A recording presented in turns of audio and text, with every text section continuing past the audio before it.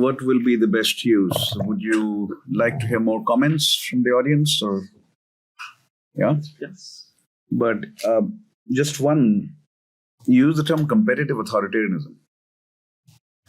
Levitsky and Way have a full book about it. There is a 300-page book. Levitsky built his career on that idea. And here is let me just read out from page 53. Although elections are regularly held and are generally free of massive fraud in the competitive authoritarianism, incumbents routinely abuse state resources, deny the opposition adequate media coverage, harass opposition candidates and their supporters, and in some cases manipulate election results. Yet, they fall short of full-scale authoritarianism. Although incumbents may manipulate formal democratic rules, they are unable to eliminate them or reduce them to a mere facade. It's 100% to what we are looking for. This is the argument. And in the latest essay that he's written for Foreign Affairs, Levitsky, a month ago, it came out March, a month and a half ago, he says now this model applies to United States of America. And Trump 2.0 is competitively authoritarian.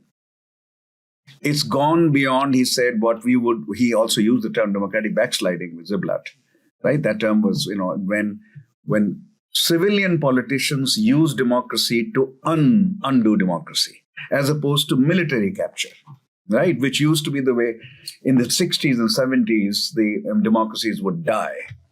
But now the civilian politics do that, right?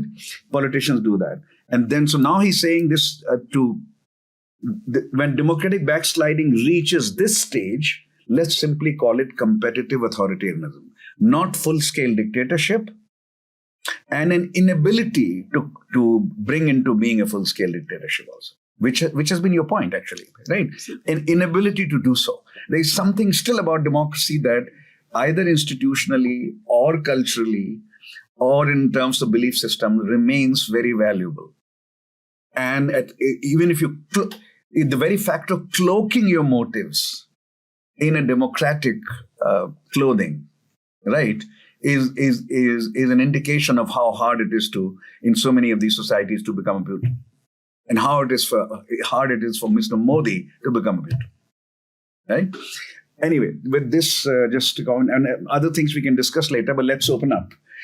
Prerna has a question. Let's start with her, and we'll come to you. Thank you so much, Yogendra ji. It's always a pleasure. You began with this idea of concepts masquerading as becoming something else, and so I think it's always interesting because you're described quite rightly as a scholar, as an activist. But sometimes I think the kind of masquerading concept underneath, which does come out in the not so many years, but the many years I've known you, is a patriot. And I think in many ways, it is a word that is used and abused, as you said. And so I just wanted to kind of take that part of you, which I think is perhaps less explicit, but I think very important to the core of so much of what you've done, which is, we have to get the country right. So I think you rightly pointed out that the issue has been an ideational failure. It is an ideological and ideational battle that has been won. We all know about the undermining of institutions, the Election Commission and others, but as institutions have been undermined, certain ideas that were unthinkable in the India that, for instance, I was growing up in have become hegemonic. So, and I was really grateful to you for kind of really emphasizing the kind of ideational challenge that lies ahead as well. But I think in some ways I'm both grateful, but also a little uneasy, because I think where in many ways I'd like to push you towards is to kind of think a little bit more deeply altogether about what that would look like.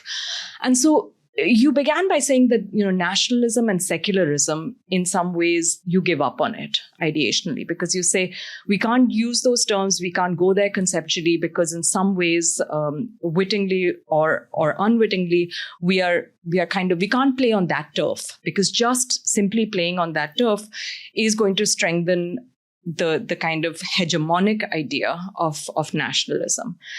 And I just wanted to kind of, hear a little bit more about that. And in particular, about to kind of link this to say, okay, so if the challenge is ideational, but where the resources, as Patrick said, of kind of what is democratic resilience. And you pointed to the farmers' movements, for instance, and you also pointed to the kind of regional divide in that the present regime has been less able to, for instance, make inroads into the South. But I think what joins the South and the farmers' protests, which you highlighted separately, and also links it to the East, is that almost all the resistance and the kind of counter-hegemonic mobilization has come from areas that don't speak Hindi. So the farmers' movement, as we know, is a Sikh movement. It's mostly a movement, not only, of course, that's based in Punjab. We think of Bengal, and we think in some ways also of the South. And so these are also linguistic identities. And so there is a kind of alternate idea. So when you give up on nationalism and you give up, and we know, going back to Benedict Anderson, and, you're really a scholar of political theory, and you've written the book State Nation, which Professor Varshni mentioned, which is all about how India is a state nation because it doesn't have a single hegemonic language. So to kind of push you back to the state nation theory and to the fact that the resistance comes from these areas, these movements that in some ways are countering a kind of hegemonic national narrative. Is it that we have to give up on nationalism itself, or is there the makings, particularly by linking the possibility of resilience in the farmers' movements to that in the South, to an alternative idea of modernity? And, Patrick mentioned Professor Banerjee, but, you have in-house someone who talks a lot about what does it mean to kind of have modernity within tradition. And so I guess I'm just like, I completely agree that the challenge is ideational, the project is ideational, but I'm not sure that we still quite have those building blocks of what that ideational project is. And that, the challenge is to kind of link the ideational and the institutional. We don't have a cadre-based party in the Congress. Rahul Gandhi's visit made it quite clear that he's not interested in investing in this enterprise. So then, how is it that this kind of recovering a country, reclaiming a country can happen? Would you say something about whether farmers' movement can be interpreted as an anti-Hindi movement? Would you like to say something about that? Should I just take it together? Yeah. One more question. Would you also introduce yourself? So I introduced Prerna because I know her. I don't know you. Hi, I'm Samyak. I'm a freshman at Brown University. I'm from Singapore.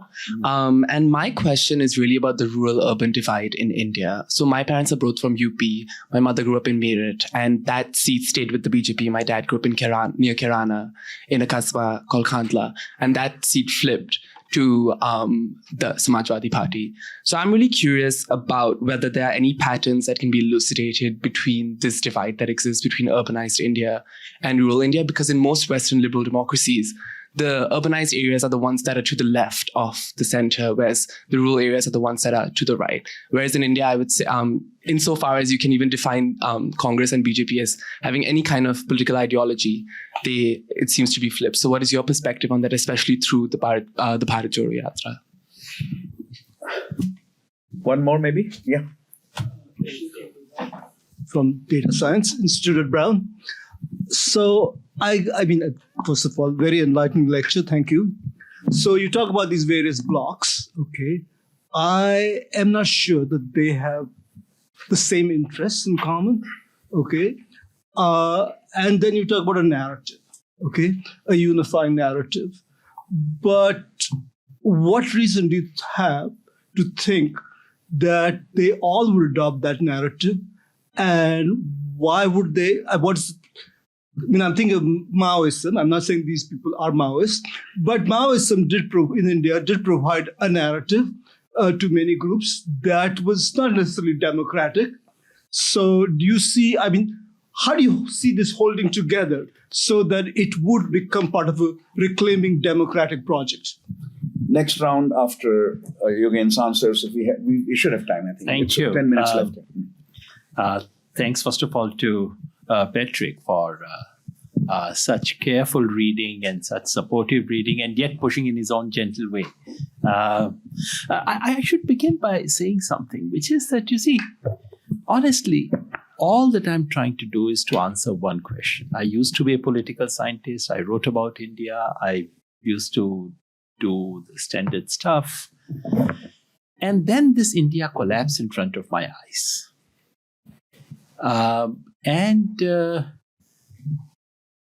The question is, why did this happen the way it did? And what can be done? All that I'm trying to do is simply trying to answer these two questions, some of which may produce some academic knowledge, some of that may appear completely trashy and, the usual stuff. And as a result, I've also been out of touch with much of the academic literature produced, which I, need to draw upon, learn from. But all that is simply an attempt to answer this one question. So I happily take on that compliment of being patriot. I do feel that, the word patriot has been reduced in many ways, but that is what our academic knowledge and wisdom, etc., should contribute to. And unfortunately, I know. Of course, I know that. Yeah, sure. So all that. So in a sense, it's my concern as a citizen, which drives whatever I'm saying here. Patrick, of the many questions, I'll pick only one or two. On the civil society question that you raised, it's a very important question about India. I think we need to divide civil society itself into many components, each of which has different strengths and weaknesses. NGOs, which are funded, they've completely surrendered. All of them, without an exception. Trade unions have not surrendered, but they have been sidelined by history. Community organizations is where some resiliency is there. Strangely, this is, and non-party political formations. That's where there's a very peculiarly Indian term for political groups, which do not call themselves party, but which take a political position. So some parts of civil society have that resilience, others are not. But you are absolutely right. Parties like the Congress. Congress cannot simply be compared to PT. That's the kind of linkages PT had with those social groups and so on. That has to be a dream project for the Congress, maybe a dream project for Rahul Gandhi as well. But it's nowhere there, and that's the real problem today. That's why you need to separate the political project, electoral political project, from the building of social blocks project. Normally, it should not be the case, but that's unfortunately the case today. On Huntington. Any thoughts? I think I would reframe the it question. It came from a surprising source. No friend of Huntington either. Came from a surprising source. But No. But it draws upon what I said. So it's a very legit question, I think. Right. I would simply say that, instead of posing the question like, what are the preconditions of the possibility of democracy? I would simply turn that into a descriptive condition, which is a descriptive question, which is to say, when the earlier question used to be, unless you have A preceding B and C preceding A and B, you would not have X. Right. I don't think it was a good way of posing the question, but there was a historic insight in that, which is to say, the manner in which, the sequence in which A, B, and C appear has serious consequences for X, Y, or Z that actually comes into being. And which is the insight we must retain, however anti-Huntingtonian we are. But the fact that in India, all our institutions were extremely fragile. More than 70 years. It's not just Mr. Modi or BJP. Our institutions have always been very fragile, have always given into any political pressure, and that the work was done by movements, by political practices. Only one amendment. Yeah. Huntington's own explanation of why Indian democracy was surviving, had survived for 20 years when he wrote the book, was that there was one institution. Obviously, the argument was about institutions. Yeah.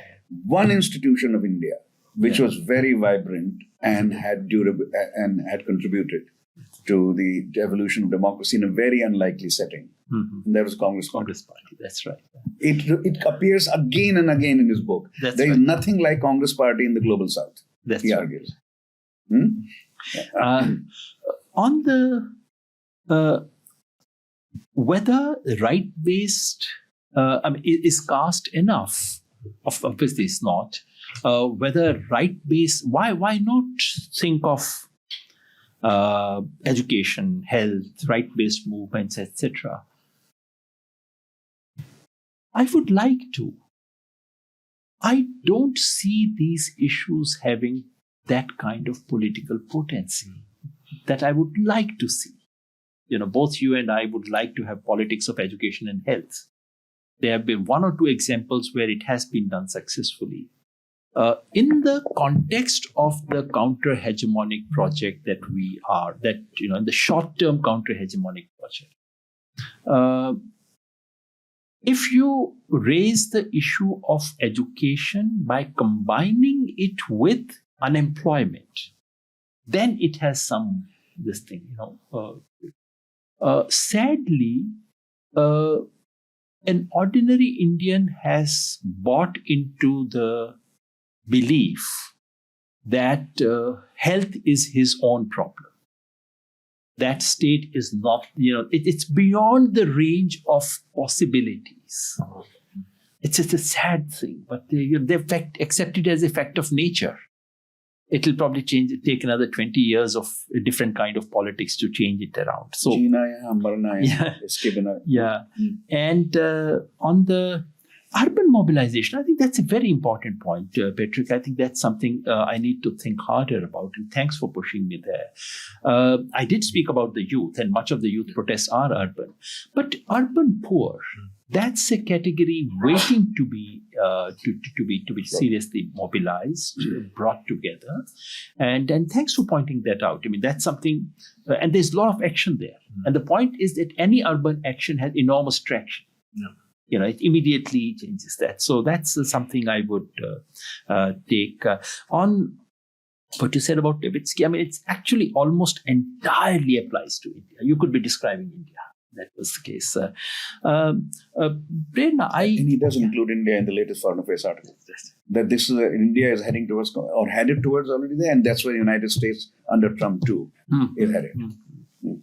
I think I read him when I was trying. I mean, I had not read him earlier, but when I was trying to make sense of this very peculiar combination in India, that's when I think I had read him and got obviously the phrase is not mine. It's sort of picked up from that literature. Prerna, on the nationalism question, I think I miscommunicated because I did not read those 4 paragraphs and just read the initial, the qualifying part of it. Actually, my position is somewhat different. In fact, my position may be very close to yours. So my position actually is that we should not give up on nationalism. My position is rather different from most of my progressive colleagues. In fact, I believe that nationalism offers deep resources available to us. And giving up on nationalism was one of the biggest mistakes of the Indian progressive radicals. In fact, I go on to say, not just nationalism, the 3 things that I should have spoken about is in the ideational recovery project, there are 3 nodes to it. One is recovery of nationalism, because Indian nationalism, we've vicariously taken on the guilt of German nationalism. It's not our problem. Indian nationalism is a very different, it's a positive nationalism. My nationalism connected me to Palestine. My nationalism connected me to South Africa, to Latin America. My nationalism never pitted me against my neighbor. So why should I feel guilty or awkward about the word nationalism? That's why I never use the word Hindu nationalism. because I don't want to give up on this word nationalism. It's my strength. So we're there on that. The other two things that I should have mentioned were, in fact, that would provoke even greater discussion at some point. Second is about giving up on Hindu religion. While secular progressive people picked up positives from other religions, somehow, I think largely because of the caste system and our critique of the caste system, there has been inability to relate positively to the various cultural resources that come to us from Hindu religion. That, I think, was also a serious mistake, because Hinduism is an ocean. You can reject 1,000 things there and still pick up a lot. So that's the second thing. And third was generally a sense of civilizational pride. Every civilization has it. Every civilization deserves it. And having a sense of civilizational pride doesn't mean that you accept every nonsense that comes from the past. And that's a beautiful thing that modern Indian political thought did. It taught us how to put many things in the dustbin without being awkward about our past and our cultural heritage. So I really think that these three things, when I say we, it is liberal, secular, progressive people, in a sense, handed it over to the BJP and are now saying, oh my God, what do I do? On the farmer movement and the language connection, I would have a different reading. Partly because I participated, so I have some sense of that. On that, we are probably slightly. I would, but I do take the point that that Indian nationalism providing space for articulation of regional identities, which were not seen to be conflicting with nationalism, is one of our biggest resources. We need to use that. Two quick things. Urban-rural, the evidence actually in India is that BJP does better in urban areas. And it's not just urban-rural. Actually, if you simply map privileges, wherever you have privileges of any kind, urban-rural, economic, caste, gender, BJP does better there. So that's the thing that we get. And finally, it's a very interesting question, sir. Why should we expect all these different groups to buy into the same narrative? Normally, they wouldn't. Normally, farmers, I was in the farmers movement. Within farmers, many farmers actually opposed Manrega. Many farmer unions opposed Manrega as a scheme. They said, and that is meant for agricultural workers. So to begin with, all these things do clash. And to my mind, the task of politics is precisely to articulate things in such a way as to get them to align. That's a political task. It doesn't happen automatically. But with effort in farmers' movement, we finally got the famous farmers' movement of 13 months outside Delhi. The movement actually included that in its charter of demands to say Manrega should have 200 days. It's an extraordinary thing for a farmers' movement to say. 200 days. Yeah, they demanded 200 days of Manrega, farmers' movement. Earlier they used to think, ये तो हमारे मजदूरों का दिमाग खराब कर दिया इस movement. Correct. इसने तो. But now they demanded it. So it's about that's the task of politics. Natalia and Pawan, can we extend this by how many minutes can we get? 5? Maximum 4:15 we have to clear out. So we have 4 or 5. Let's see whether there's a next round of questions. Yeah, there is just contractual issues here, but there's another meeting happening soon. Okay. Another lecture. So anybody else? So on farmers' movement, I think we've had this discussion before. You were part of that webinar that we had. There is this historically robust development historically anchored development theory question. It's not just a theory question, it's a historically anchored development theory question. That farmers, you cannot benefit the farming population, if it's very large, by keeping them on land. It's a paradox of development theory. But it's the paradox is explained historically. The land cannot support very large populations at an increasing level of income or welfare as families become larger, unless there is a transition to urban economy. And I can give you, since I've written about this, and so for me the question has always been, this was a debate I ran into even with Jim Scott on Weapons of the Week, with one of the finest books I've written, but with this problem, the problem that I'm enlisting for you. So for me, the farmers' protest issue, farmers' welfare issue becomes in a modernizing economy, if that's not the right term, a growing economy, is how do we ensure a successful transition which does not make farmers miserable, but allows them to transition to either a different cropping pattern, which is probably cash crops, right? Which is also well documented, or towards an urban mode of living and migration to the city. In my work on rural India, I would repeatedly come across younger people, younger rural people who would not want to be in the village, except for just emotional reasons. We are from village. We like our village. We would like our village to grow, and village is perhaps much more. Much closer to our emotions than as the city can be, but city is where the opportunities are, right? It's not only a question of wearing jeans and wearing, t-shirts instead of kurta pajama and all that.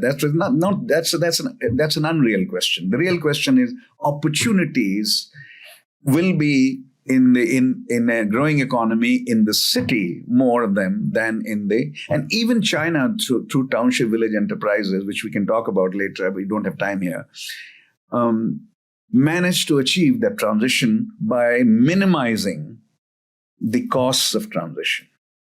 Malaysia did that. The same Malaysia on the rural condition of which Jim Scott wrote the famous Weapons of the Week. Those peasants who according to him, had no weapons except pilfering, and they actually migrated to the cities. And Malaysian poverty is down to 1%. So how would you respond to this challenge how do we bring a farmers' protest is a real thing. Farmers' welfare we should all be concerned about, right? But can we achieve it by not thinking about the urban as an alternative or at least simultaneously an alternative to the rural? Yeah, so someone pithily said it. The best way to help the farmers is to help them not remain a farmer. That's the main point here. There are three reasons why I disagree. Number one, what appears to be theory is actually a condensation of the historical experience of one part of the world, which need not be replicated, which may not be binding on all of us. In fact, the challenge really in thinking about our future is to try and see why. What happens is that the contingent experience of Europe and North America appears like historical inevitability to the rest of the world. I'm citing Malaysia and China also. Yes, so I'm just coming to that. Malaysia and China also. Are there alternatives? I think there are two things that can be done. I really do not think India has that option for the simple reason that Indian urban areas have they can only offer more misery to anyone who migrates further into urban areas. They are overpopulated, crowded, no space to live, no air to offer, no water to offer. To assume that we have no option except to push more and more people into urban areas in a situation, those historical situations, sometimes, I'm not a very good student of history, but they were driven by the pull factor. Urban areas were pulling people out of rural areas. In India, much of this migration is a push migration. There's nothing for you here, go out. We have to think, what can we think are three things. Number one, Indian agriculture needs to be clearly, the manner in which the agriculture is happening today is unsustainable. It has already reached a point of dead end in Punjab. And once it hits that point in Punjab, what can the rest of the country think of? It is unsustainable. We need to think of alternative patterns of agriculture which focus on small land holdings. There have been many experiments. Once again, South India leads like everything else. In many experiments, especially in South India, across about how to make small holding farming viable. Some of these are and especially by organizing farmers' cooperatives. That's one. The second is a serious issue, which is that we conflate agriculture versus non-agriculture with rural urban. Mm-hmm. There's no reason why. Number one, Indian civilization, if you look back into history, our villages were not agriculture alone. Village economy, that we today think of village economy as principally agricultural economy, is probably a product of recent times. There's no reason why village economy cannot be an industrial economy. And by industry, I don't mean large-scale factories and so on. By industry, a lot of small enterprise. So I completely agree that if 70% of India were to live only on agriculture, that's a disaster. It simply cannot happen, But what made urbanization inevitable for non-agriculture was one, transport, second, electricity, third, communication. Today, thanks to technology, all these three are available in rural areas. Why can't we think rural areas as hub of industrialization? Other kinds of alternative occupational opportunities. Yeah, that was the TV model in China. We can discuss it later, but we have to bring this to a close. That's exactly the model in China, actually, TVs. Yes, so it's 4:15, almost there, 4:13. We have to clear out by 4:15. But I hope you'll agree with me. We've had a truly intellectually and politically spectacular afternoon. The ideas that Yogendra has brought to attention, on which he's been working, thinking for a long time, and the response that came from Patrick makes us intellectually richer and generates a thirst for more thinking along those lines. So thank you, Yogendra, and thank you, Patrick. And there is a reception outside.